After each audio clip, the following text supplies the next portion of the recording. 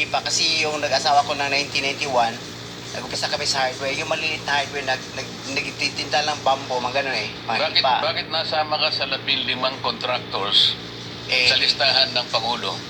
Kanina tinatanong ko, wala bang kukontra dito sa sinabi ng Pangulo na 545 billion worth of flood control projects ay ito lang mga 15 contractors ang nakakuha, kasama ka QM Builders. Nandiyan ka pala, bakit hindi ka kumontra? Ba't ngayon sinasabi mo, hindi ka pa nakapag...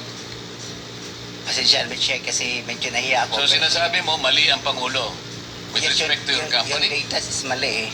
Kasi ang totoo, yung 414 projects na nakuha sa QM, totoo lang ha, is only 86 projects. Mr. Che. Teka muna, sabi mo hindi ka pa nakapag-umpisa eh. Ano yung sinasabi mong project?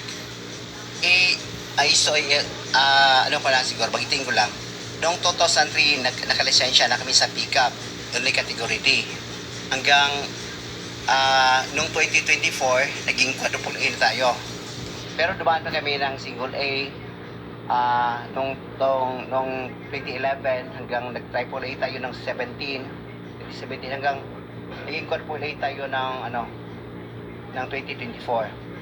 Mr. Secretary, naiintindihan mo ba yung sinasabi niya? Sabi mo hindi ka pa nakapag-umpisa ng project. Paano ka naging quadruple A? Ang ano ko lang, Mr. Che, yung sinasabi kong 1992 is hardware pa yon. Yung nakita niyo yung hardware. Hindi natin pinag-uusapan yung hardware mo. Ang pinag-uusapan natin, flood control projects. Tinatanong ka kanina, sabi mo, hindi ka pa nakapag-umpisa ng flood control projects. Paano ka nagkaroon ng lisensya?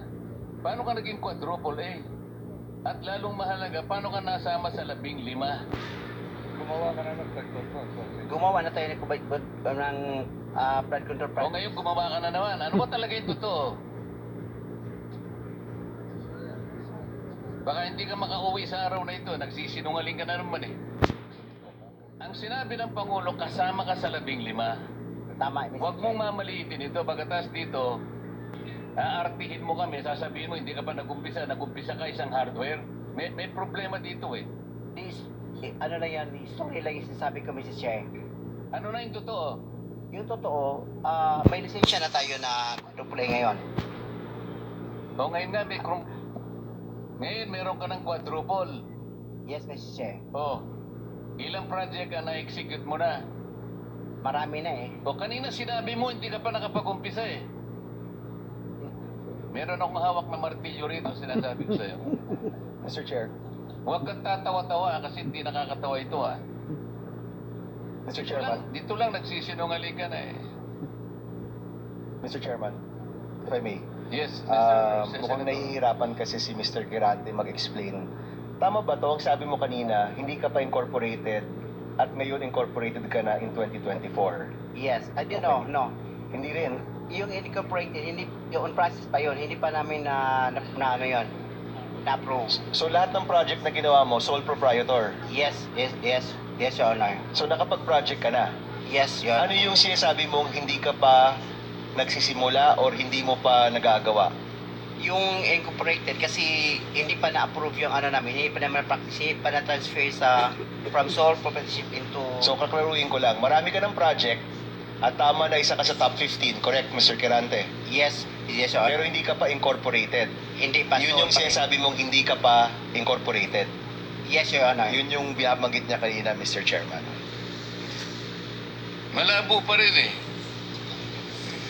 Mr. Secretary, tumatanggap ka ng isang sole proprietorship na mag-undertake ng flood control? Well, Mr. Chair, actually, he has the pickup licensing. Paano siya nagkaroon ng pick-up license as a contractor? He has the pickup license. Paano ka nakakuha ng pick-up license, Wala pa Mr. ng, Kirante? wala. Sole proprietorship ka lang? Yes, Mr. Chair. Kailan mo nakakuha yan? 2003. Hanggang nag-upgrade tayo sa 2007, naging B tayo.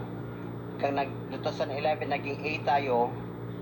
Yung 2017, naging triple A So, tayo. Ano yung net financial contracting capacity mo as a sole proprietorship? 40 billion, Mr. Chair. 40 billion? Yes, Mr. Chair. Yung financial statement mo, padala mo sa amin.